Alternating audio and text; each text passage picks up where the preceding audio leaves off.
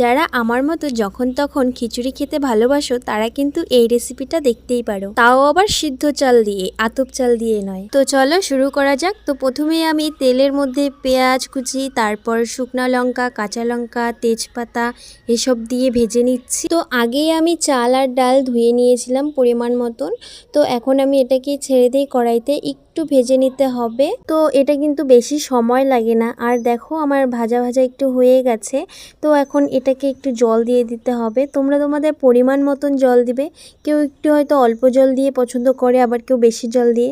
তো আমার একটু খিচুড়ি ভিজা ভিজাই ভালো লাগে, তো আমি একটু বেশি জল দিয়ে দিয়েছি। তো আমি প্রথমে যেহেতু লবণ দেইনি, তো আমি সবার প্রথমে হলুদ দিয়ে দিই, তারপর লঙ্কার গুঁড়ো, তারপর জিরের গুঁড়ো, হলুদ এইসব দিয়ে তারপর ভালো করে নেড়ে চেড়ে, মানে যাতে একটু মিক্সড হয় খিচুড়িটার সাথে, তারপর আমি ঢাকনা দিয়ে ঢেকে রাখি। তো আমার ঘরে যেহেতু গরম মশলা ছিল না, তাই আমি ম্যাগি মশলা ইউজ করছি। তোমরা যে কোনো কিছু দিতে পারো, আর তোমরা চাইলেই কিন্তু এই রেসিপিটা করতে পারো, খুব শর্টকাট। তো এই ছিল আজকের আমার খিচুড়ির রেসিপি। সবাইকে টাটা, বাই।